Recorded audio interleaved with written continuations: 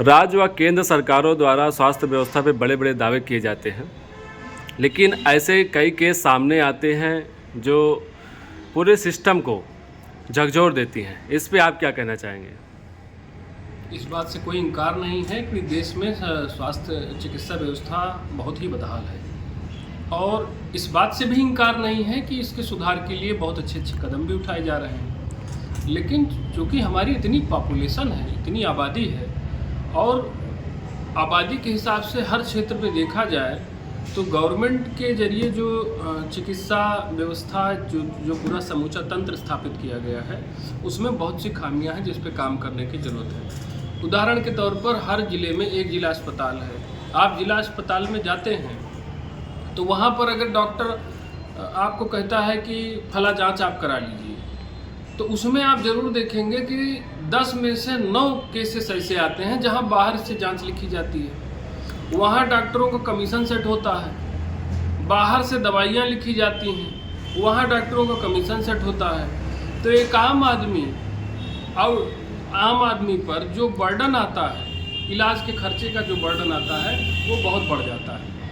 फिर वहाँ अगर आपको इंसिस्ट किया, आपको व्यवस्था मिली कि आप अस्पताल में ही मशीनों से अपनी जांच करा लीजिए, तो अस्पताल की मशीनों को कहीं कहीं ये झूठ मूठ ही कह दिया जाता है कि बिगड़ी हुई है, ख़राब है, और फिर उसकी जांच की गुणवत्ता भी अच्छी नहीं होती। प्रायः देखा जाता है कि अस्पतालों में जो दवाइयाँ होती हैं लिमिटेड होती हैं, तो इस पे सरकार काम क्यों नहीं कर रही है? अरे काम क्या करना है, काहे लिमिटेड है दवाइयाँ? क्यों लिमिटेड है भाई? आपके पास फंड नहीं है?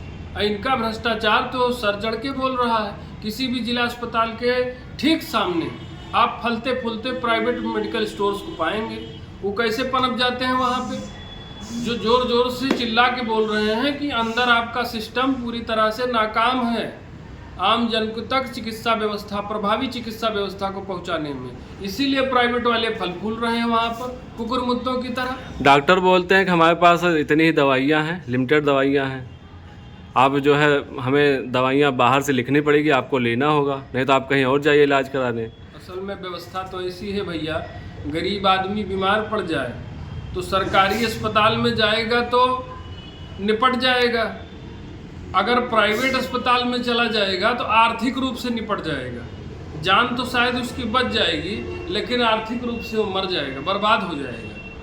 इस दिशा में सरकार को एक कैपिंग तय करनी चाहिए। बहुत सी योजनाएं, आयुष्मान योजनाएं चला करके आपने उनको लाभार्थी बना दिया, लेकिन प्राइवेट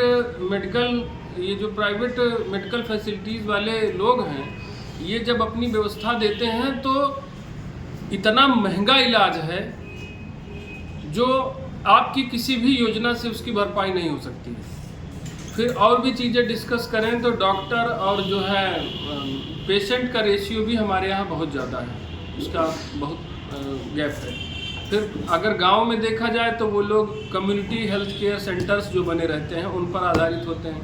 वहाँ जाएंगे तो स्टाफ ही नहीं है, 1-2 लोग बैठे हुए हैं तो उनकी इनकॉम्पिटेंट है, अनट्रेंड है, जैसे तैसे व्यवस्था में घुस गए हैं, सीन लगा दिए हैं। किसी को सुई लगाने की तमीज़ नहीं है, कोई वहाँ ठीक से लोगों से बात नहीं कर रहा है।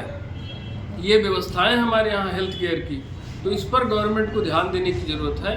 और इससे ज़्यादा महत्वपूर्ण क्या हो सकता है, अगर किसी सांसद से, विधायक से प्रश्न किया जाए कि तुम अपने क्षेत्र को, लोगों को आधारभूत ज़रूरतें हैं, ये अच्छी शिक्षा, अच्छी चिकित्सा, अगर ये हम उपलब्ध नहीं करा सकते, रोजगार को मैं यहाँ हटा रहा हूँ, चिकित्सा और शिक्षा के केंद्र जो सरकार द्वारा बनाए गए हैं, अगर वो प्रभावी ढंग से नहीं चल रहे हैं तो आखिर आप लोग यहाँ बैठे किस लिए हैं? इतना आपको सुख सुविधाएं दी जा रही हैं, आवास दिया जा रहा है, वेतन दिया जा रहा है, भत्ता दिया जा रहा है, किस लिए आप सब व्यवस्था ले रहे हैं? गवर्नमेंट के पास पैसों की कमी नहीं है, हर तल पर, हर साख पर उल्लू बैठा है, और भ्रष्टाचार का ऐसी पाइपलाइन बना दी गई है कि आम आदमी का केवल तेल निकाला जा रहा है बस।